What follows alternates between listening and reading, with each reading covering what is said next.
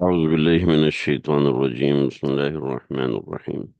وقضى ربك ألا تعبدوا إلا إياه وبالوالدين إحسانا إما يبلغن عندك الكبر أحدهما أو كلاهما فلا تقل لهما أف ولا تنهرهما وقل لهما قولا كريما.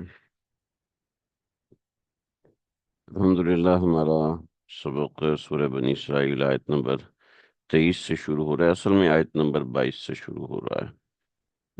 لا تجعل مع الله إلها آخر فتقعد مذموما مخذولا۔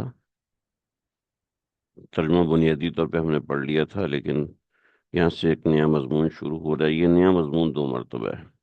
ولا تجعل مع الله إلها آخر اور اللہ تعبدوا إلا إياه، یہ 2 مرتبہ ایک مضمون ہے۔ تو بعض حضرات نے اس آیت کو مضمون کو آیت نمبر 21 سے شمار کیا، 22 سے شمار کیا، بعض حضرات نے آیت نمبر 23 سے شمار کیا۔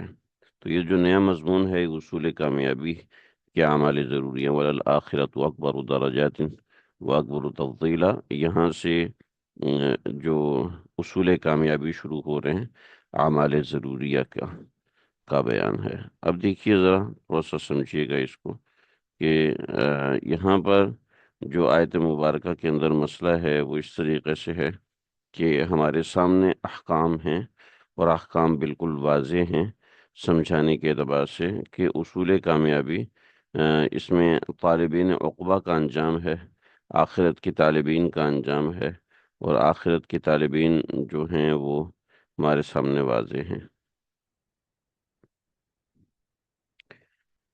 یہاں جو ذکر ہے جو بنیادی طور پہ سمجھ میں آ رہی ہے کہ طالبین عقبہ کے انجام میں تصحیح نیت، تصحیح عمل، تصحیح عقیدہ، اس کے ساتھ تصحیح عقیدہ کے ساتھ جو 15 اعمال ہیں وہ یہاں پر شروع کیے جا رہے ہیں کہ اس کے 15 اعمال کون سے ہیں۔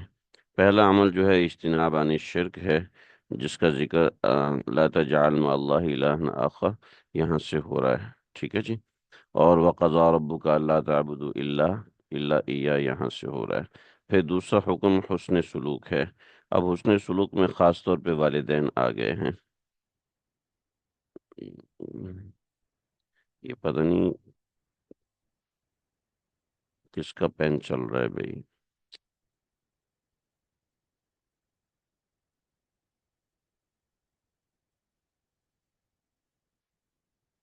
خیال کریں بھی اس کا۔ تو وبالوالدین احسان،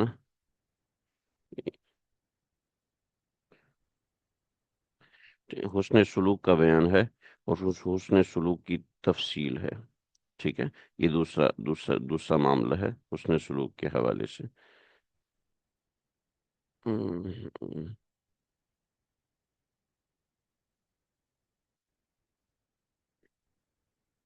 یہ تیسری چیز ہے حسن سلوک کے حوالے سے، وَآتِ ذَا الْقُرْبَى حَقَّهُ، ادائے حقوق اہل حق کے جو حقوق ہیں ان کا بیان ہے یہاں پر کہ ان کے کیا کیا حقوق ہیں، اس کے حوالے سے یہ اعمال ضروریہ ہیں، ٹھیک ہے۔ پھر حدود کا بیان ہے، ان حقوق کی حدود کیا ہیں، اس کا بیان ہے کہ ان المبذرین کانوا اخوان الشیاطین، اس کے اندر اعتدال کا ذکر ہے، اور اعتدال کیسا ہونا چاہیے یہ بڑی اہم چیزیں ہیں۔ پھر اس کے بعد منع، اگر آپ نے کسی کو منع کرنا ہے تو اس کے منع کرنے کے احکامات یہاں سے اما تعرضن عنہم ابتغاء رحمت من ربک، یہاں سے منع کا حسن ہے، ٹھیک ہے۔ اور پھر اس کے ساتھ ولا تجعل یدک مغلولہ، یہاں پر میانہ روی کا بیان ہے کہ ادائے حقوق میں میانہ روی ہونی چاہیے۔ تو ان آیات کے اندر اس چیز کا ذکر ہے، امید ہے سمجھ رہے ہوں گے آپ لوگ۔ تو یہ 6 چیزیں ہیں، ٹوٹل 15 چیزیں ہیں، ٹھیک ہے۔ پھر نہیں از قتل اولاد، ٹھیک ہے، ولا تقتلوا اولادکم خشیۃ املاق،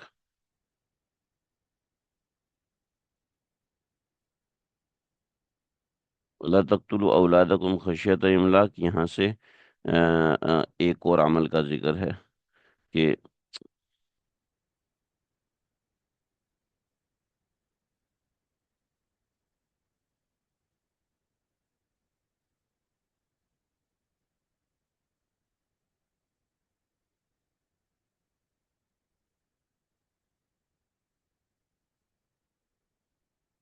اس کے بعد مبادی زنا سے بچنے کی تاکید ہے اہل ایمان کو، ولا تقربوا الزنا انہ کان فاحشۃ وساء سبیلا۔ پھر قتل نفس کی مذمت ہے، اوپر قتل اولاد کا تھا، یہاں قتل نفس کی مذمت ہے، یہ 15 حق ہے، ٹھیک ہے۔ پھر 10واں یہ ہے کہ ولا تقربوا مال الیتیم، ناحق کسی نادار کا مال کھانا، نادار کا مال کھانا بھی منع ہے، صاحب تصرف کا مال کھانا بھی منع ہے۔ پھر اوفو بالعہد ان العہد کان مسئولا، ایفائے عہد کا بیان ہے۔ اور پھر وہ اوف الکیلا اذا کلتم، ایفائے معاملہ کا بیان ہے، ٹھیک ہے۔ ایفائے معاملہ کا بیان دو طریقے سے ہے، اذا کلتم اور اذا وزنو، یعنی اذا کلت وزنو کے ساتھ اذا نہیں ہے لیکن میں سمجھا رہا ہوں، اذا کلتم و اذا وزنو، جب اوزان کرو، ٹھیک ہے۔ پھر اس کی حقیقت ہے کہ قسطاس اور مستقیم سے کرو، اس کی تفصیلات یہ 12 نمبر اور 13 نمبر ہے۔ پھر اس کے بعد تیسرا ایفائے علم، ایفائے علم کا بیان ہے کہ جو علم حاصل ہو پھر اس کا انصاف کیا ہے، وہ کیا چیز ہے، کس طریقے سے۔ پھر اس کے بعد ایفائے اخلاق ہے، ولا تمشی فی الارض مرحا، یعنی ایفا کا مطلب ہے ادا کرنا، جی ٹھیک ہے۔ ایفا کا مطلب ہے ادا کرنا، اس کا حق ادا کرنا، اس کے حق کو پورا کرنا۔ تو ایفائے معاملہ، معاملے کو، ایفائے عہد، عہد کو پورا، ایفائے علم، علم، ایفائے اخلاق، تو یہ 15 احکام ہیں۔ اس کے بعد تکرار مضمون توحید ہے، جیسے اوپر 2 مرتبہ ذکر ہے، یہاں تیسری مرتبہ پھر توحید کا ذکر ہے کہ تمام اعمال بیسڈ آن توحید ہیں، اگر توحید نہیں ہے تو ان اعمال سے کوئی فائدہ حاصل نہیں ہوگا، اور زجر برائے اہل کفر ہے۔ آیت نمبر 40 تک ہمارا یہ مضمون ہے۔ امید ہے یہ مضمون آپ سمجھ گئے ہوں گے کہ کس طریقے سے اس مضمون کا بیان یہاں پر مکمل ہو رہا ہے۔ تو یہ جو احکامات دیے جا رہے ہیں، سمجھایا جا رہا ہے اہل ایمان کو، ظاہری بات ہے اس کے اندر بہت بڑی بڑی حکمتیں اور بڑے معاملات ہیں۔ اللہ اکبر کبیرہ، استغفر اللہ، استغفر اللہ۔ اب ہم اپنا سبق شروع کر رہے ہیں، جس سے ہمیں سمجھ میں آئے گا کہ کیا کیا چیزیں ان آیات مبارکہ کے اندر اللہ رب العزت نے ہم سے ارشاد فرمائی۔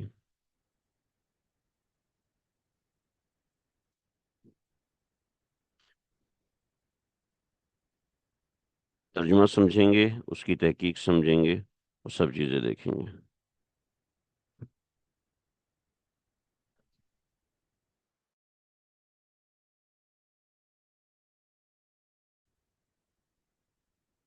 یہ پہلا اصول کامیابی، ولا تجعل مع اللہ الہا آخر فتقعد مذموما مخذولا، کہ پہلی چیز اجتناب عن الشرک، اور اجتناب عن الشرک اللہ رب العزت نے 2 مرتبہ ارشاد فرمائی ہے یہاں پر۔ پہلی، لا تجعل مع اللہ الہا آخر، پچھلے مضمون کے اختتام کا جو خلاصہ نکالا وہ یہ نکالا کہ لا تجعل مع اللہ، کہ نہ تجویز کرو اللہ کے ساتھ معبود، مع اللہ الہا آخر، دوسرے معبود۔ اگر تم ایسا کرو گے تو فتقعد، تو رہ جائے گا مذمومم بدحال، اور مدحورا دھتکارا ہوا، مذمومم مدحورا بدحال، اور مخذولہ بے یار و مددگار۔ تو فتقعدہ، تقعدہ کا لفظی ترجمہ ہے بیٹھا، بیٹھ جائے گا، مگر جیسے ہمارے اردو محاورے کے اندر کہتے ہیں نا بیٹھا ہوا ہے وہ، بس ٹھیک ہے، اب بیٹھ کے رہ گیا، بیٹھا ہوا ہے۔ ہم، کیا مطلب ہے بیٹھا ہوا ہے کا؟ کیا مطلب ہے بیٹھا ہوا ہے؟ بیٹھا ہوا کا مطلب یہ ہے کہ یعنی بس اس کام کا نہیں رہا، اس کا کام نہیں ہوا،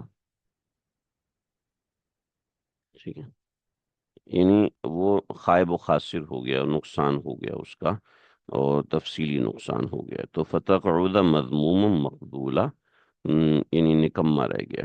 تو اس طرح ایسے ہی فتقعد کا لفظی ترجمہ بیٹھنا نہیں ہوتا، فتقعد کا مطلب ناکامی ہے۔ تو فتقعد تو بیٹھ رہے گا، فتقعد تو بیٹھ رہے گا، لا تجعل، مت بنا، یعنی مت بناؤ مع اللہ، اللہ کے ساتھ، الہن آخر دوسرے معبود، یعنی مت ٹھہراؤ اللہ کے ساتھ دوسرے معبود، فتقعد، اگر تم ایسا بناؤ گے، اگر تم ایسے ٹھہراؤ گے، اگر تم ایسے قرار دو گے، تو رہ جاؤ گے، بیٹھ جاؤ گے، مذمومن، بدحال، مذموم، اردو والا جو مضموم ہے، مضموم یا مضموم مقاصد، برا حال، وہ اپنے مضموم مقاصد میں ناکام رہا، یعنی بدحالی کے مقاصد، برے مقصد، تو فتقعد مذمومن، تو مضموم مقاصد یعنی بدحال، فتقعد وہ رہ جائے گا، بدحال، مخذولہ، بے یار و مددگار، خزل، خجل خراب، جو ہمارے خجل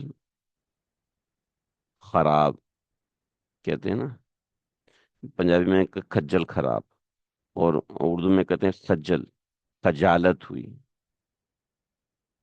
تو یہ مخذولہ، یہ مخذولہ، یہ مخجولہ، اصل میں ہماری زبان میں اس کا یہ ترجمہ ہے، تو تو خجل خوار، تو خجالت ہوئی، شرمندگی ہوئی، ٹھیک ہے، تو خجالت ہونا، شرمندہ ہونا، یعنی بدحال ہو جائے گا، شرمندہ ہو جائے گا، برباد ہو جائے گا، سارے اس کے معنی ہو سکتے ہیں، تو مخذولہ، خجل، خجل ہونا، یعنی بدحال ہونا، بے یار و مددگار ہونا، آج بہت خجل خوار، مخذولہ کا مطلب ہے خوار ہونا، خجل ہونا، شرمندہ ہونا، یہ سب بے یار و مددگار ہونا، تو بے یار و مددگار ہونے کا معنی اس کا جو ہے وہ ہمارے بعض مفسرین نے کیا ہے، تو فتقعد مذموم مخذولہ، تو وہ رہ جائے گا، تقعدہ کا لفظی ترجمہ قعود سے نہیں ہوتا، یعنی بیٹھنا ہی معنی مراد نہیں ہوتا، بلکہ محاورتاً بیٹھنا، کہ بیٹھ رہے گا بدحال، بے یار و مددگار، تو بیٹھ رہے گا بدحال، بے یار و مددگار، ٹھیک۔ پیچھے ہم نے پڑھا یصلاها مذموما مدحورا، ٹھیک ہے، مذموما مدحورا، پیچھے ہم نے پڑھا ہے کہ داخل ہوگا اس جہنم میں مذموما بدحال، تو مذمومن کا ترجمہ بدحال سے ہے، اور مدحورا وہاں دھتکارا ہوا، اور یہاں پر ہے مخذولہ، بے یار و مددگار، ٹھیک ہے جی، پیچھے ہم نے آیت نمبر 18 میں پڑھا تھا، اپنی بیاض میں آپ لوگ چیک کر سکتے ہیں، وقضا، رب کا اسی حکم کی تاکید ہے، وقضا رب کا، اور قضا فیصلہ کیا، تیرے رب نے حکم دے دیا ہے، وقضا، تیرے رب نے حکم دے دیا ہے، قضا کا ترجمہ جب انسان کی طرف سے ہوگا تو فیصلہ ہوگا، فیصلہ بھی حکم نامہ ہوتا ہے، جب اللہ کی طرف سے ہوگا تو اس کا ڈائریکٹ ترجمہ حکم سے ہوگا، وقضا، اور حکم دیا، اللہ تعبدو، تیرے پروردگار نے حکم دے دیا کہ اللہ تعبدو، کہ نہ بندگی کرو، الا ایاہو، صرف اس کی، سوائے اس کے اور کسی کی بندگی نہ کرو، کہ اس کے سوا کسی کی بندگی نہ کرو، کسی کی عبادت نہ کرو، یہ پہلے وَلَا تَجْعَلْ مَعَ اللَّهِ إِلَٰهًا آخَرَ فَتَقْعُدَ مَذْمُومًا مَخْذُولًا کی تاکید آ گئی، وقضا، اور تیرے پروردگار نے یہ حکم دے دیا ہے کہ اللہ تعبدو الا ایاہو، کہ اس کے علاوہ کسی کی عبادت نہ کرو، یہ پہلی چیز، یعنی سب سے پہلا حکم اجتناب عن الشرک کا ہے، لوگ ہمارے ہاں ایک بڑی غلط فہمی کا شکار ہیں، اور وہ غلط فہمی یہ ہے کہ بھئی ہم اللہ کے حقوق پورے نہیں کر سکتے، ہم صرف لوگوں کے حقوق پورے کریں گے، اللہ کے حقوق ہم پورے کر ہی نہیں سکتے، اس لیے ہم لوگوں کے حقوق پورے کریں گے۔ میرے جاننے میں ایک ڈاکٹر ہیں، بالکل شروع میں ہمارے دروس میں وہ شریک رہی تھیں کافی عرصے تک، پھر ان کے کچھ مسائل ہوئے، پھر آگے بڑھتے بڑھتے بیچاری کی طلاق ہوئی، طلاق کے بعد پھر معاملات اور گڑبڑ ہوئے، اس طرح کی چیزیں ہونا شروع ہوئیں۔ پھر ان کی شادی ایک صاحب سے ہوئی اور بیچاری وہ وہاں پر چلی گئیں، کیونکہ شوہر کا ایک نظریہ ہے، ہم اللہ کے حقوق پورے نہیں کر سکتے۔ وہ کہتے ہیں یہ ہمارا نظریہ نہیں، پوری کمیونٹی کا نظریہ، ہم اللہ کے حقوق پورے نہیں کر سکتے، لہٰذا ہم نہ نماز پڑھیں گے نہ روزہ رکھیں گے، ہم اپنی مرضی کی زندگی گزاریں گے۔ ہاں لیکن ہم لوگوں کے ساتھ حسن سلوک ایسا کریں گے کہ کمال درجے کا سلوک کریں گے، اور واقعتاً وہ کمال درجے کا سلوک کرتے ہیں، مگر وہ کمال درجے کا سلوک ان کے اپنے مزاج کا ہوتا ہے۔ بطور مثال آپ کو شراب چاہیے، بالکل پرووائڈ کریں گے۔ شراب کے بعد کیا ہوتا ہے وہ میں لفظ نہیں کہنا چاہتا، تو وہ بھی پرووائڈ کریں گے، سب کچھ کریں گے، مگر ادھر سے بیوی کے معاملات ہیں، ادھر سے بہن بھائیوں کے معاملات ہیں، ادھر بہت ساری ایسی چیزیں ہیں کہ جس کے اندر ان کے ایسے معاملات ہیں جو کہ سری یہاں تک معاملات ہوئے کہ قتل اور یہ یہاں تک کے معاملات بھی پہنچ گئے، مگر وہ اپنے زعم میں اس طرح ہیں کہ بالکل بہت اچھے ہیں مخلوق کے ساتھ، اور ایسے نہیں ایکسٹرا آرڈنری مخلوق کا کریں گے، کسی کو کوئی پریشانی آ جائے گی اس پریشانی میں اس کے ساتھ کھڑے ہوں گے، اس کا ساتھ دیں گے۔ اب پتہ چلا کہ وہ پریشانی خود اپنا اپنا قصور تھا، اپنی غلطی تھی جس کی وجہ سے پھنس گئے تھے، لیکن جی ہم مخلوق کے ساتھ یہ ہیں، تو اس میں بتا دیا اجتناب عن الشرک سب سے پہلا حق ہے، پہلا حق اللہ کا حق ہے، مخلوق کا حق بعد میں آتا ہے، پہلا حق اللہ کا ہے۔ جملہ مشہور ہے حقوق اللہ تو اللہ معاف کر دیں گے، حقوق العباد معاف نہیں کریں گے، اتنا بڑا جملہ بول جاتے ہیں جس کا اندازہ ہی نہیں ہوتا، اور ہمارے مزاج میں آ چکا ہے بے احتیاطی، زبان کی بے احتیاطی، زبان کی بے احتیاطی ذات باری تعالیٰ کے بارے میں اتنی زیادہ ہو چکی ہے کہ ہر شخص مفتی ہے، مفتی نہیں ہے، مفتی اعظم ہے، ہر شخص مفتی اعظم ہے، اس کو پتہ ہی نہیں ہے کہ وہ کتنا بڑا بلنڈر کر بیٹھا ہے دین کے اندر زبان کھول کے، دین کے اندر زبان کھول کے، کیونکہ دو چار لوگوں کو چندہ دے دیا، دو چار لوگوں کو پیسے دے دیے، دو چار علماء کی خدمت کر دی، تو یہ سمجھنے لگتے ہیں کہ جی ہم نے اب ہمارے چونکہ اب جس کی خدمت کی ہے وہ تو اس کے سامنے سرنگوں ہو گیا، تو وہ سمجھتے ہیں جی ہم تو کوئی پتہ نہیں کہاں کی سرکار بن گئے، پہنچی ہوئی سرکار بن چکے ہیں، اب ہمارا تو بخشا بخشایا ہے، ہم تو ایسے ہو چکے ویسے ہو چکے۔ حالانکہ حالانکہ دین میں کہاں کتنے معاملات ہوتے ہیں۔ ایک صاحب نے مجھے ایک حدیث بھیجی کہ میں اسی پہ بتا رہا ہوں کہ سب سے پہلے اللہ کا حق ہوتا ہے، اور ہمارے عائلی معاملات کے اندر، خاندانی معاملات کے اندر بھی اللہ تعالیٰ کا حق پہلے ہوتا ہے۔ یہ اللہ کا حق کا تو مسئلہ نہیں ہے، بس لوگوں کا حق پورا کرنا ہے، یہ صحیح نہیں ہے، اور اس کے اندر کیا کچھ کر جاتے ہیں اس کی بنیاد یہاں سے شروع ہوتی ہے کہ انسان جب خود رائی میں مبتلا ہو جاتا ہے تو پھر ایسے ہوتا ہے۔ جیسے بات میری تھوڑی دور نکل رہی ہے لیکن میں چاہتا ہوں کہ آج اس کو ذکر کر دوں۔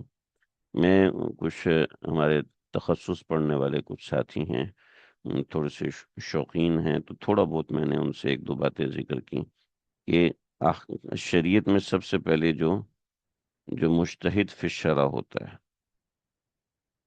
جو قرآن سے حدیث سے مسائل کا استنباط کرتا ہے اور استنباط کر کے پھر وہ اصول بناتا ہے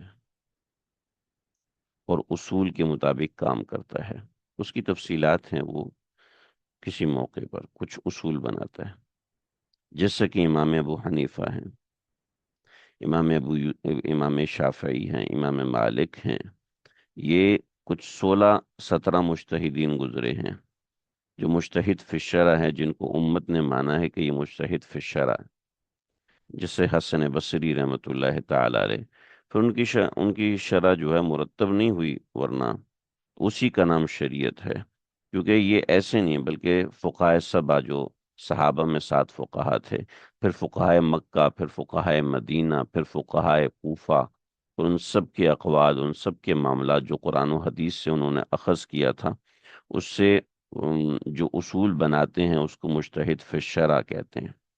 پھر انہی کے اصولوں پر تفرع کرنے کے بعد کچھ لوگ سامنے آتے ہیں جو کہ انہی کے اصولوں کے مطابق چلتے ہیں، تو ان کو مجتہد فی المذہب کہتے ہیں۔ ٹھیک ہے، جو انہی کے اصولوں کو جو انہوں نے قرآن و حدیث سے مستنبط کیے تھے۔ ٹھیک ہے، پھر کچھ مسائل ان حضرات کے کوریج کے باوجود رہ جاتے ہیں، مگر انہی اصول و فروع پر چلتے چلتے کچھ لوگ آتے ہیں جو کہ مجتہد فی المسائل ہیں۔ ٹھیک ہے، یعنی جو مسائل کے اندر نہیں نئی راہیں نکالتے ہیں اور مسائل کا استنباط کر کے فی زمانے نہ ان کو فکس کرتے ہیں، جیسے کہ بینک کی شکل ہے، مروجہ تجارت کی شکل ہے، اس کو کوئی میرے جیسا بندہ کر نہیں سکتا، میرے اساتذہ جیسے بندے بھی نہیں کر سکتے۔ یعنی وہ مفتیان اکرام جو 35-40 سال باقاعدہ فتاوی جات میں لگے ہوئے ہوتے ہیں، جیسے شیخ الاسلام مفتی تقی عثمانی صاحب ہیں، ان کے بارے میں کہا گیا کہ یہ شخص مجتہد فی المسائل ہے اس زمانے کے اندر۔ اسی طریقے سے کچھ حرمین کے علماء ہیں، ان کے بارے میں ہے کہ مجتہد فی المسائل ہیں، مگر ان کے بھی بڑے حضرت شیخ الاسلام مفتی تقی عثمانی صاحب ہیں، تو مجتہد فی المسائل ہیں۔ ٹھیک ہے، پھر آتے ہیں اصحاب التخریج۔ ٹھیک ہے، اصحاب التخریج جو کہ مسائل کو سب مسائل میں تخریج کرتے ہیں اور واضح کرتے ہیں کہ کون سے مسائل امام کی طرف منسوب ہیں، کون سے اصول امام کی طرف منسوب ہیں اور کون سے منسوب نہیں ہیں۔ تو اس کے بعد آتے ہیں اصحاب الترجیح۔ اصحاب الترجیح جو کہ راجح قول کو بتاتے ہیں کہ یہ راجح قول حدیث کے مطابق ہے، قرآن کے مطابق۔ اس کے بعد آتا ہے مقلد ممیز، ایسا مقلد جو کہ مسائل کو مستنبط کرتا ہے اور مستنبط کرنے کے بعد کہتا ہے کہ یہ قول اس روایت کے مطابق ہے، یہ قول اس روایت کے مطابق ہے، اس حدیث کے تحت یہ بات آتی ہے، اس حدیث کے تحت یہ بات آتی ہے، اس قرآن کی آیت کے تحت یہ بات آتی ہے، اس قرآن کی آیت کے تحت یہ بات آتی ہے۔ بہت سے لوگ جی اس آیت سے یہ مسئلہ نہیں، اس آیت سے یہ مسئلہ نکل ہی نہیں سکتا کیونکہ یہ مسئلہ اس جنس میں سے نہیں ہے۔ اس کے بعد ہے مقلد غیر ممیز، کہ جس کو مطالعہ مضبوط ہے، تلاوت مضبوط ہے، اس کی احادیث قرآن پر اس کی دسترس ہے، مگر اس کو اندازہ نہیں کہ یہ کور کیسے ہونا ہے۔ ٹھیک ہے، غیر ممیز، ممیز فرق کرنے والا، تمیز کرنے والا۔ ٹھیک ہے، اب ہمارے جو لوگ ہیں وہ ڈائریکٹ مجتہد فی الشرع بن رہے ہوتے ہیں۔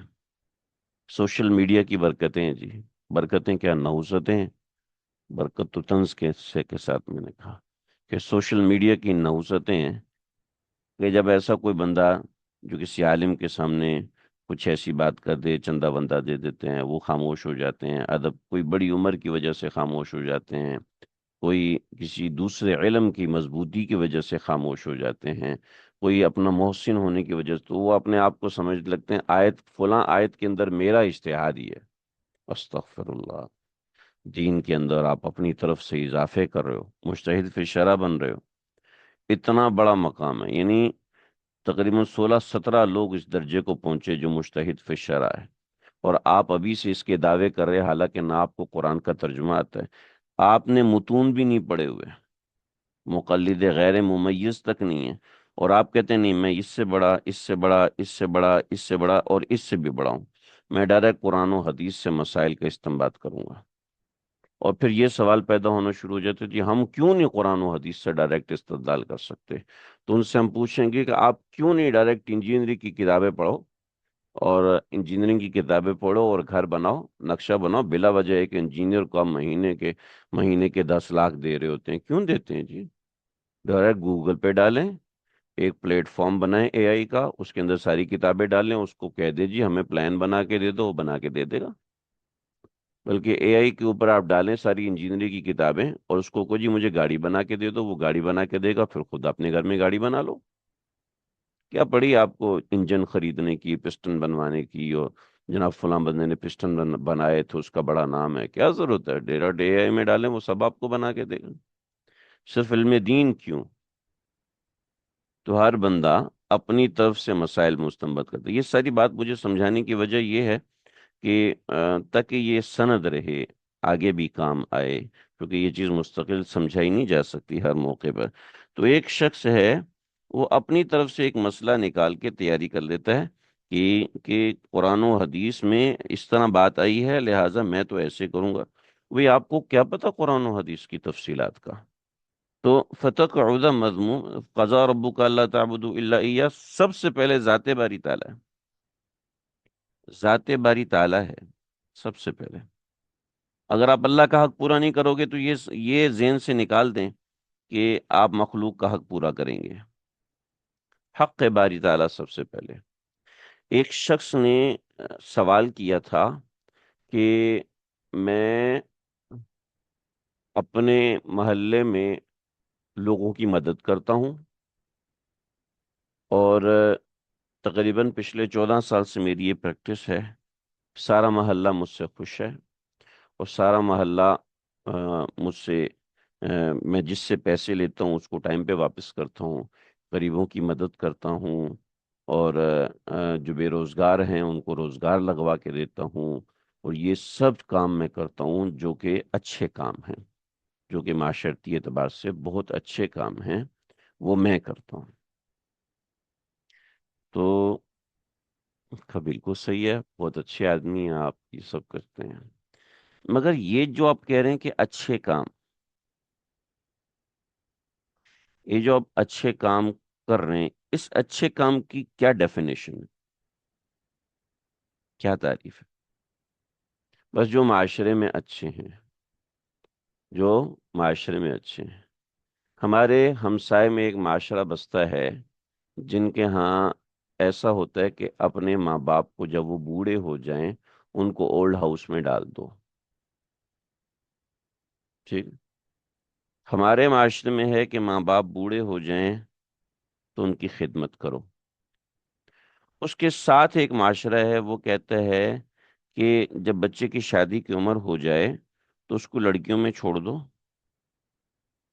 ٹھیک ہے؟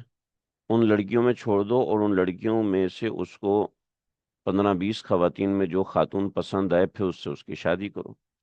اس کو 15-20 لڑکیوں میں چھوڑ دو، اور 15-20 لڑکیوں میں سے جو اس کو جو لڑکی پسند آئے اس لڑکی سے اس کی شادی کرو۔ جی یہ تو بہت اچھا ہے۔ امیجن دس کہ وہ بچیوں میں سے 15 بچیوں میں سے 2 بیٹیاں آپ کی ہیں، ان کو اگر وہ ٹرائی کرتا ہے، آپ کے لیے قابل قبول ہیں؟ معاشرے میں تو اچھا کام ہے نا۔ تو اچھے کام کی بیسس کیا ہیں؟ اچھے کام کی بیسس ہے کہ میرا فائدہ ہو، مجھے اچھا لگے۔ تو مجھے اچھا لگے کا مطلب کیا ہوا؟ یعنی مجھے اچھا لگے دوسرے بھاڑ میں جائیں، مجھے اچھا لگے دوسروں کو جو ہوتا ہے ہوتا رہے، لیکن مجھے اچھا لگنا چاہیے۔ یہ اچھا کام کی کیا بیسس ہے بھائی؟ ڈاکو کہے گا مجھے تو ڈاکہ ڈالنا اچھا لگتا ہے، کوئی اس میں میری ہیلپ کر دے تو بڑا اچھا ہو جائے، مجھے بتا دے کہ بینک کا لاکر کیسے توڑنا ہے، تو کہے گا یار کتنا زبردست آدمی ہے، اس نے میری مدد کی، ٹھیک ہے؟ اور ایک رات میں 2 کروڑ کا مالک بن گیا۔ لوگ زندگی بھر کمانے کے بعد 2 کروڑ کے مالک نہیں بنتے، میں ایک رات میں بن گیا، دیکھو کتنا اچھا آدمی ہے۔ ڈاکو تو ڈیفینیٹلی یہی کہے گا نا، کیونکہ اس کا کام ہوا ہے۔ تو انسان کا اچھا اور برا اس کی غرض سے وابستہ ہے، جب اس کو غرض ہوگی تو اس غرض سے وابستہ ہوگا انسان کا اچھا اور برا۔ جبکہ ذاتی باری تعالیٰ نے جو اچھا اور برا رکھا وہ عالمگیر قوانین کے تحت رکھا۔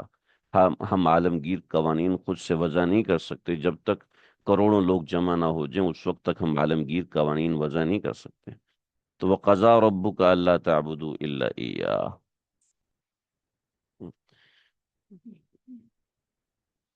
تو تو سب سے پہلے اللہ کا حکم ہے، اس کے بعد اس کے ماتحت انسانوں کا حکم ہے، اس کے ماتحت ہو کے تبعاً انسان کا حکم ہے، اصلاً اللہ کا حکم ہے، انسان کا حکم تبعاً ہے۔ تبعاً کا کیا مطلب ہے؟ اگر یہ اس اصل کے تحت ہوا تو ٹھیک ہے، اگر اس اصل کے تحت نہ ہوا تو درست نہیں ہے۔ بطور مثال پاکستان میں اصل یہ ہے کہ ٹریفک لیفٹ ہینڈ ہوگی، پاکستان کی بیس یہ ہے، ٹریفک لیفٹ ہینڈ ہوگی، ٹھیک ہے، اور پھر تبعاً قوانین جو رونگ سائڈ آنا ہے، جو رونگ سائڈ آنا ہے وہ اس کے تابع ہوگا۔ بھی پاکستان کا اصل یہ ہے، کوئی بندہ کہ میں تو امریکہ میں اس طرح چلاتا ہوں، میں تو رائٹ ہینڈ پہ چلاتا ہوں، امریکہ نہیں، مجھے نہیں پتا وہاں پہ کیا ہوتا ہے، ہاں، سعودی میں کہ میں رائٹ ہینڈ چلاتا ہوں تو یہاں بھی مجھے رائٹ، بھائی بھائی یہاں پر تبان یہ آپ کو کرنا پڑے گا۔ ایسے ہی جو بھی حکم ہوگا ہم اس کو ایویلویٹ کریں گے، اللہ کے حکم کے تابع ہے یا نہیں ہے۔ اگر وہ اللہ کے حکم سے کنٹروڈکٹ کر رہا ہوگا تو ہم اس کو ایکسیپٹ نہیں کر سکتے، اور اللہ کے حکم سے وہ کنٹروڈکٹ نہیں کر رہا تو وہ ہمارے لیے انتہائی قابل قبول ہے، جی۔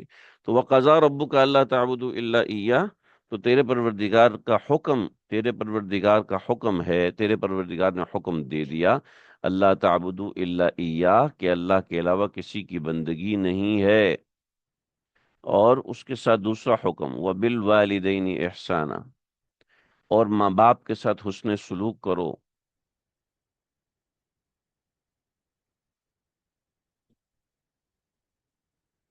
وَبِالْوَالِدَيْنِ إِحْسَانًا، اور والدین کے ساتھ حسن، یعنی خدا کے بعد اگر کوئی ذات آپ کے سامنے ہے تو آپ کے والدین ہیں، ان سے بڑھ کر آپ کے لیے کوئی بھی نہیں، چاہے ماں ہو چاہے باپ ہو، چاہے زندہ ہوں چاہے دنیا سے جا چکے ہوں، ماں باپ کے ساتھ حسن سلوک کرو۔ اصل تو زندہ ہیں، جب مر جائیں تو اس کے بعد حسن سلوک ایصال ثواب ہے، کہ ان کی جو خدمت ایصال ثواب کے ذریعے ہوگی وہ اور کسی چیز کے ذریعے سے نہیں ہوگی۔ اور یہ بھول جائیے کہ آپ کے والدین کی خدمت آپ کی اولاد کرے گی، پوتا پوتی نواسا نواسی وہ خدمت نہیں کر سکتے جو خدمت آپ خود کر سکتے ہیں۔ جی بالکل ایسے ہی ہے، لوگ کسی غریب کی شادی کرواتے ہیں، سب غیر شرعی، مگر خوش ہوتے ہیں ہم نے بہت اچھا کام کیا ہے، بالکل غلط کرتے ہیں۔ شادی کرتے ہیں دھوم دھام سے، کتنے کتنے روپے لگے جی؟ 20 لاکھ روپے لگ گئے، سب کیا کیا؟ زکوٰۃ کے پیسے دیے، پوچھو زکوٰۃ ادا ہوئی ہے کہ نہیں ہوئی؟ اور ان لوگوں کی بھی پکڑ ہوگی جو زکوٰۃ اس میں، جی وہ میری بہن کی بیٹی تھی، بہن کی بیٹی تو مطلب کیا ہوا؟ آپ زکوٰۃ کے پیسے لوگوں سے اکٹھے کر کے لگائیں گے؟ کئی ایسے لوگ ہیں، ڈاکٹر ہیں، زکوٰۃ کے پیسوں سے مریض کو عیاشی کرواتے ہیں، مریض ہو چلو بیٹا یہ پیسے لو، سوات گھوم کے آ جاؤ، جو ضرورت کی جگہ ہے وہاں پر لگانے کی بجائے اس طرح۔ تو خیر بل ہم اس پہ زیادہ نہیں بولتے، لوگ تو نہیں سمجھتے ہیں کہ بھئی کہ سارے پیسے ہمیں ہی دو، بھئی سارے پیسے ہمارے مدرسے کو ہی دو، ایسا نہیں ہے، تو وہ سب چیزیں ہیں دیکھیں۔ تو غریب بچی کی شادی بالکل آپ نے صحیح کیا، صحیح بتایا، ایسا ہی ہے۔ اب اس کے اندر تفصیل ہے، اما یبلغن عندک الکبر احدہما، اما یبلغن عندک الکبر، کہ اگر پہنچ جائیں وہ لوگ، اگر پہنچ جائیں تیرے پاس، یہ تیری موجودگی میں، الکبر بڑھاپے میں، احدہما دونوں، او کلاہما احدہما ان میں سے کوئی ایک، او کلاہما یا وہ دونوں، تو ظاہری بات ہے اب والدین کے ساتھ احسان کا سلوک تو ہے، مگر عام طور پر یہ احسان بڑھاپے کی حالت میں بڑا مشکل ہو جاتا ہے، بڑھاپے کی حالت میں تکلیف دہ ہو جاتا ہے، تو خصوصاً بڑھاپے کے حوالے سے بولا، ورنہ جوانی کے اندر بھی یہ ہے۔ ولا تنہرہما، تو اس صورت میں فلا تقل لہما اف، تو ان کو ہوں بھی نہ کہو، فلا پس نہ کہو، فلا پس فلا تقل نہ کہو ان کو، ان دونوں کو، افن ہوں بھی نہ کہو۔ آتے ہیں اگر کوئی زکوٰۃ کا مستحق ہو، مشکل میں ہو، تو ان کو زکوٰۃ کے پیسوں سے مدد کر آپ کو کیسے پتا کہ وہ زکوٰۃ کا مستحق ہے؟ اپنے منہ سے بول رہے ہیں کہ ہم زکوٰۃ کے مستحق ہیں، صرف اتنی سی بات کافی نہیں، تحقیق ہونی چاہیے کہ آیا وہ واقعی زکوٰۃ کے مستحق ہیں یا نہیں، زکوٰۃ کے مستحق ہیں یا نہیں ہیں اس کو دیکھنا ہوگا۔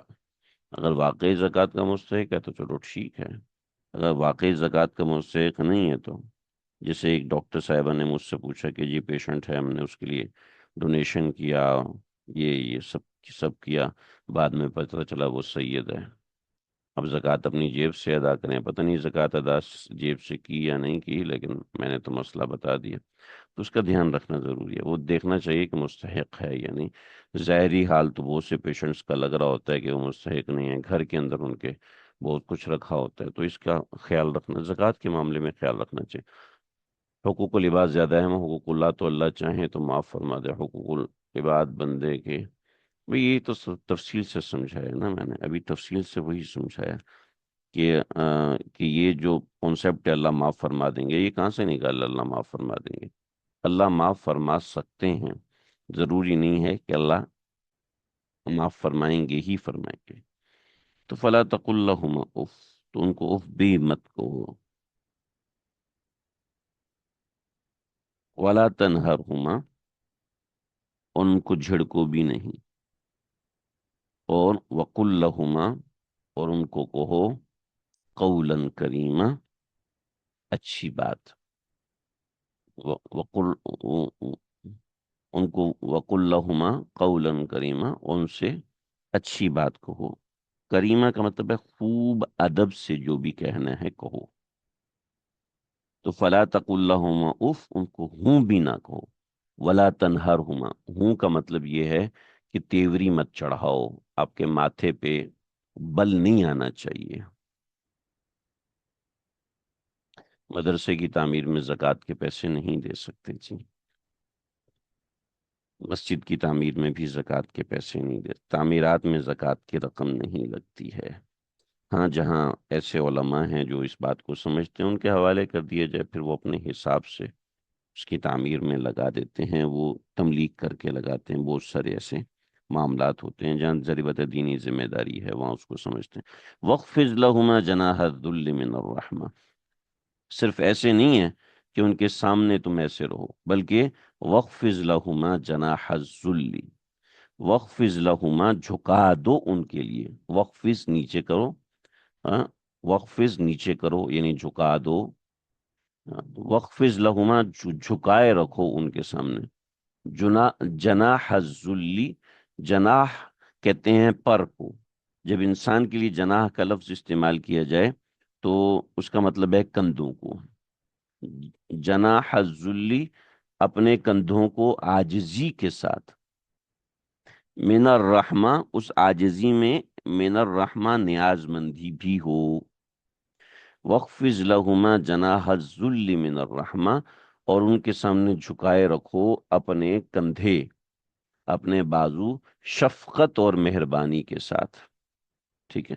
عاجزی اور نیاز مندی کے ساتھ، عاجزی نیاز مندی کے ساتھ، اور نہ صرف یہ کہو کرو بلکہ ان کے لیے دعا بھی کرو، وقل، اور کہیے رب ارحمہما، اے میرے پروردگار ان پر رحم فرمائیے، کما ربیانی صغیرہ، جیسے انہوں نے مجھے چھوٹے ہونے کی حالت میں پالا تھا، رب یا رب کہتے ہیں پالنے والا، رب، رب کہتے ہیں پالنے والا، اور ربایا تو پالنے والے، ٹھیک ہے، اور نی مجھے، تو ربیانی مجھے دو پالنے والے، ٹھیک ہے، تو مجھے دو پالنے والوں نے پالا چھوٹے ہونے کی حالت میں، اے پروردگار ان پر رحم فرمائیے جیسے ان دونوں نے مجھے چھوٹے ہونے کی حالت میں پالا۔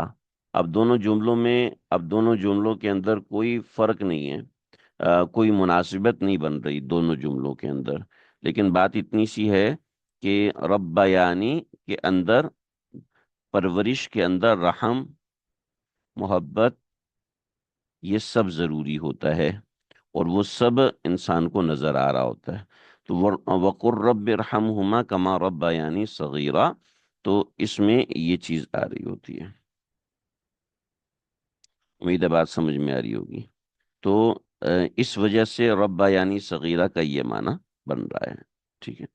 اے پروردگار ان دونوں پر رحم فرمائیے جیسا کہ ان دونوں نے مجھے چھوٹے ہونے کی حالت میں پالا تھا۔ ٹھیک؟ اب اگر آگے اللہ انسان کو اس کی نفسیات گنوا رہے ہیں ماں باپ کے حوالے سے۔ ربکم تمہارا پروردگار، تمہیں یہ لگتا ہے کہ یا ایسے ہی ہوگا ویسے ہوگا، نہ نہ نہ۔ ربکم اعلم بما فی، میرے ماں باپ بھی تو ایسے ہیں نا۔ میرے ماں باپ نے کون سا میرا خیال رکھا ہے، میرے ماں باپ نے کون سا میرا ساتھ دیا ہے، میرے ماں باپ نے تو فلاں موقع پہ مجھ سے ظلم کیا، میرے ماں باپ نے فلاں موقع پہ تو ایسے ہی کیا ویسے ہی کیا، نہ نہ نہ نہ۔ ربکم اعلم بما فی نفوسکم، جب ماں باپ بوڑھے ہو جاتے ہیں تو پھر تھک جاتے تو کہتے بیٹا جب تمہاری اولاد ہوگی نا پھر تمہیں پتہ چلے گا۔ تو اللہ یہاں پر اخلاص کی ترغیب دے رہے ہیں۔ ربکم اعلم بما فی نفوسکم، تمہارا پروردگار خوب جانتا ہے کہ تمہارے دلوں میں کیا ہے۔ ان تکونوا صالحین، اگر ابھی تم چپ چاپ بات مانو گے، ان تکونوا صالحین، اگر تم نیکوکار بنو گے، ٹھیک ہے، فَإِنَّهُ كَانَ لِلْأَوَّابِينَ غَفُورًا، تو بے شک تمہارا پروردگار رجوع کرنے والوں کو بخشنے والا ہے۔ للأوابین، اواب رجوع کرنے والے کو کہتے ہیں، اواب رجوع کرنے والا، ٹھیک ہے۔ اوابین نماز مغرب کی نماز کے بعد جو چند نفل پڑھے جاتے ہیں ان کو اوابین اس لیے کہتے ہیں کہ اس میں ایک گناہ اللہ کی طرف رجوع ہوتا ہے۔ تو ان تکونوا صالحین، اگر تم صالح ہوگے، فَإِنَّهُ كَانَ لِلْأَوَّابِينَ غَفُورًا، تو وہ اللہ کی طرف رجوع کرنے والوں کو معاف کرنے والا ہے۔ ہمارے سبق میں بھی پچھلے دنوں ایک خاتون شامل ہوئی ہیں، بڑی عمر کی ہیں، ان کے بیٹے جوان ہیں۔ انہوں نے مجھے اپنے حالات بتائے اور انہوں نے مجھے نارمل اپنے حالات بتائے۔ کوئی ایسا نہیں ہے کہ انہوں نے مجھے کوئی کہا کہ مجھے ضروری بات کرنی ہے، ایسا کرنا ہے ویسا کرنا ہے۔ آج سے شاید 3 برس پہلے ان کا مجھ سے رابطہ ہوا تھا، 3 4 برس پہلے، 3 4 برس ہو گئے۔ کسی فتویٰ کے سلسلے میں ان کا مجھ سے رابطہ ہوا تھا، اور پھر وہاں سے انہوں نے بتانا شروع کیا، بیٹیاں ماں باپ ماں کی دشمن ہیں، کہ ماں ہمارے گھر پہ قبضہ کر کے بیٹھی ہے۔ جب میں نے فتویٰ دیا، فتوے میں ان کی بیٹیوں کا حصہ نکلا، تو وہ اپنا حصہ لینے آئیں اور کہنے لگیں کہ ہماری ماں گھر سے چلی جائے، ہم شکل نہیں دیکھنا چاہتے، اپنے بھائی سے حصہ لیں گے اور چلے جائیں گے۔ جبکہ دونوں طرف کے حالات میرے سامنے ہیں، ان کی بیٹیوں کے شوہروں کے میرے پاس فون آئے، اور اتنا کوئی طنز، بیٹیوں کے شوہروں کے یا بیٹیوں کے فون آئے، مجھے صحیح سے یاد نہیں، بات کافی پرانی ہو گئی۔ اتنا طنز، اتنا طنز، میں نے سمجھانے کی کوشش کرتے ہیں، مولوی صاحب آپ ہمیں سمجھانے کی ضرورت نہیں، ہمیں خوب پتہ ہے، ہم دنیا کو جانتے ہیں۔ تف ہے تمہارے جاننے پر، لعنت ہے ایسے جاننے کے اوپر جس جاننے کے بعد ماں باپ کو انسان خپتی سمجھنا شروع کر دے، ماں کو لالچی سمجھنا۔ تو وہ ماں تو اس وقت بھی لالچی تھی نا جب تمہارے پوتڑے دھو رہی تھی، کہ وہ ان کی رسپانسبلٹی تھی، تو آپ کی کوئی رسپانسبلٹی نہیں ہے۔ ہم کر رہے ہیں نا اپنے بچوں کے ساتھ، میں نے کہا ہاں وہ آپ کو جواب دیں گے اسی طریقے سے، بچوں کے ساتھ کر رہے ہو، اپنے ماں باپ کے ساتھ کچھ بھی نہیں کر رہے۔ اصل وہی اللہ کے حکم کتابیں نہیں ہیں۔ شور کا حق ہوتا ہے، ہاں شور کا حق ہوتا ہے کہ ماں سے چھینو اور شور کے منہ میں ڈالو، جب یہ شور تمہارا سب کچھ کھا جائے گا، تمہیں طلاق دے کے پھینکے گا، پھر تمہیں ماں یاد آئے گی۔ پھر میں نے کہا چلو بیٹا اچھا ہوگا، بیٹی کی بیوی برداشت نہیں کر رہی، چلی گئی ہے کہ میں ماں کے ساتھ نہیں رہ سکتی۔ کیوں جی؟ وہ میرے فلور پہ آ کے ایک مرتبہ انہوں نے ناشتہ بنا لیا تھا۔ کیوں ناشتہ بنایا تھا؟ اب آپ کو پتہ ہے کہ جو باہر ملکوں میں کچن ایک الاؤڈ ہوتا ہے، 2 کچن الاؤڈ نہیں ہوتے۔ پتہ نہیں لندن میں رہتے تھے کسی دوسرے ملک شہر میں، تو وہاں 2 کچن الاؤڈ نہیں ہے شہر کے اندر۔ تو اب وہ جس ولا میں رہتے ہیں کچن نیچے ہے، تو بھئی انہوں نے اس ٹائم پہ آ کے، وہ ان کی شوگر لو ہو رہی تھی، ان کو لینا پڑا، تو بھئی کیوں لیا، لینے ناراض ہوئے۔ اور بیٹا بھی ماشاءاللہ بیوی کے پیچھے لگا ہوا ہے کہ نہیں تم آ جاؤ، آج کے بعد امی نیچے نہیں آیا کریں گی، تم آ جاؤ نیچے۔ واٹ از دس یار، کیا دماغ پہ خبط سوار ہو چکا ہے۔ یعنی میں لٹرلی رو پڑا یار، یہ کیا حالات ہیں۔ کیونکہ ہم سن سن کے تو ہم سن نہیں ہوئے، پر ہمارے دل بھی سخت ہو چکے ہیں کہ کسی کے حالات سن کے زیادہ تکلیف نہیں ہوتی، لیکن کیونکہ عادی ہو چکے ہیں، لیکن جب ایکسٹریم پہ چلا جاتا ہے تو آنکھوں سے آنسو نکل آتے ہیں کہ یہ کیا ہو رہا ہے۔ جی، رحم کرو جیسے تمہیں چھوٹے میں پالا، اگر سوال ذہن میں آتا کہ بہت سے والدین بہت ظلم کرتے ہیں، بہت سے والدین غلط کاموں پر اولاد کو لاتے ہیں، تو اس کا کیا مطلب ہے؟ بھئی اس کا کیا مطلب ہے؟ کما ربیانی صغیرہ، تو صغیرہ کے اندر ماں باپ نے بچوں کو کہاں پہ لگایا ہوا ہوتا ہے؟ جب بچہ پیمپر پہنتا ہے، جب بچہ جانگیا پہنتا ہے، جب بچہ دودھ پی رہا ہوتا ہے، تو اس وقت ماں باپ نے کیا لایا ہوتا ہے؟ کن غلط کاموں میں لگایا ہوا ہوتا ہے اولاد کو؟ صغیرہ سے مراد وہ اس وقت کا حوالہ دینا ہے جو بالکل جنین کی عمر ہے، رضیع کی عمر ہے، جب بچہ دودھ پی رہا ہوتا ہے۔ تو صغیرہ کا مطلب رضیع کی عمر ہے، اس وقت تو رحم ہی ہو رہا ہوتا ہے نا۔ اگر ایسے ماں باپ ہو تو اٹھا کے پھینک دیتے نا۔ پھر دوسری بات یہ ہے کہ یہ ان کے لیے دعا کا حکم ہے، ٹھیک ہے؟ یہ دعا کی ریزن نہیں ہے کہ چونکہ انہوں نے بچپن میں مجھے پالا تھا تو اس وجہ سے آپ اس کے ساتھ کریں، یہ دعا کا ریزن دیا گیا ہے بس۔ اگر ماں باپ نے بچپن میں پھینک بھی دیا تھا تب بھی ان کی نافرمانی نہیں کر سکتے، ٹھیک ہے؟ کیونکہ یہ اصول ہے، اللہ کا حکم۔ اگر ہم اس اصول سے انحراف کریں گے تو مطلب یہ ہے کہ ہم ایک نیا راستہ کھولیں گے، ٹھیک ہے؟ کیونکہ ہر بچی کے پاس کوئی نہ کوئی بہانہ ہے۔ اللہ نے ایکسکیوزز بند کر دی ہیں ماں باپ کے معاملے میں، بڑوں کے معاملے میں ایکسکیوزز بند ہیں۔ یعنی جہاں پر بڑوں کو ثابت کرنا پڑے کہ میں نے تمہارے ساتھ غلط نہیں کیا، وہ معاشرہ تباہ ہو جائے گا، ٹھیک ہے؟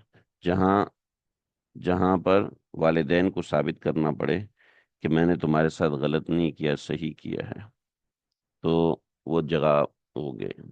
اگر استاد کو یہ ثابت کرنا پڑ رہا ہے کہ میں نے تمہارے ساتھ غلط نہیں کیا ہے، تو پھر ایسے استاد کو استاد ہی نہیں بنانا چاہیے، کیونکہ آپ کے دل میں اس کی عظمت ہی نہیں ہے۔ ایسے ہی شیخ کا معاملہ ہے، ایسے ہی بڑوں کا معاملہ ہے، ایسے کسی بڑے کو بڑا بنانا ہی نہیں چاہیے جس کے اوپر آپ کو ایکسکیوزز ہو رہے ہیں۔ جب آپ کے سامنے ہو بڑوں نے کیا ہے، ہاں ہاں بالکل صحیح، اس میں کوئی نہ کوئی حکمت ہوگی، کوئی نہ کوئی وجہ ہوگی، کوئی نہ کوئی اس کی تعویل کریں، چہ جائے گے کہ انسان چہ میں گویاں کرنا شروع کر دے، تو ایسے بڑے کو بڑا ہی کیوں بنا رہے ہیں؟ اس کو ایک سائڈ پہ کر دو بھائی، اس سے آپ کو تعلق ہی نہیں رکھنا۔ بڑا ایسا ہونا چاہیے جس کے سامنے آپ کی زبان بند ہو۔ آپ نے کہہ دیا بس بات ختم، آپ نے کہہ دیا تو نو ایکسکیوزز، آپ نے کہہ دیا تو بس بات۔ تو والدین کے سامنے زبان بند، جو کچھ ہیں بس۔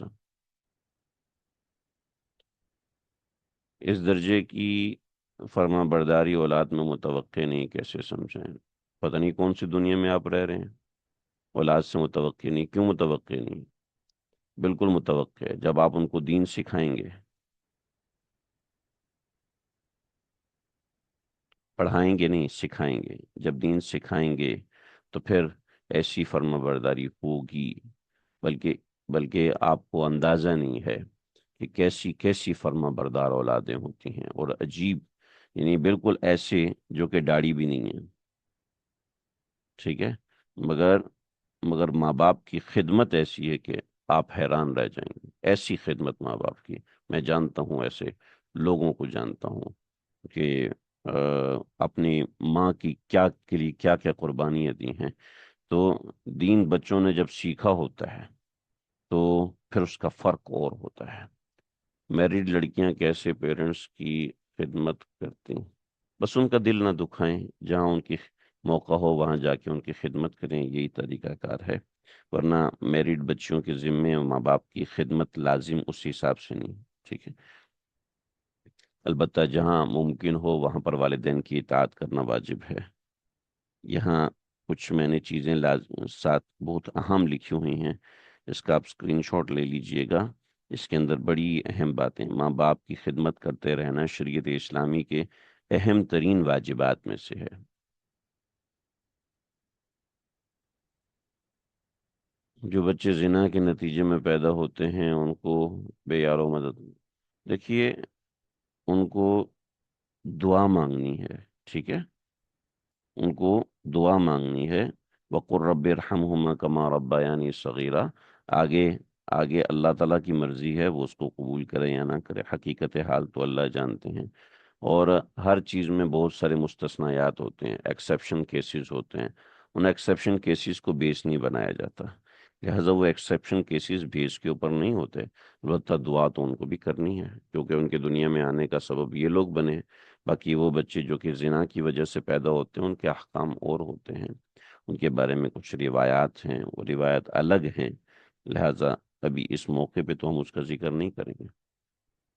ہاں ہاں ہاں ہاں۔ عمومی طور پر ہمارے ہاں جو نسل ہے وہ آ، جو ہے وہ اسی پروسیجر سے گزرتی ہے، 90 to 95% بچے اسی پروسیجر سے گزرتے ہیں۔ جب اسی پروسیجر سے گزرتے ہیں تو اسی پروسیجر کو رکھنا چاہیے۔ آج کا سبق یہیں تک ہے، مجھے تھوڑا مدرسے جانا ہے، تو سبق کو یہیں پر روک رہے ہیں۔ وصلی اللہ تعالی علی خیر خلقہ محمد وآلہ وصحبہ اجمعین۔ کوئی سوال کرنا تو گروپ میں کر لیجئے گا، ورنہ انشاءاللہ اگلے سبق میں کر لیں گے۔ السلام علیکم۔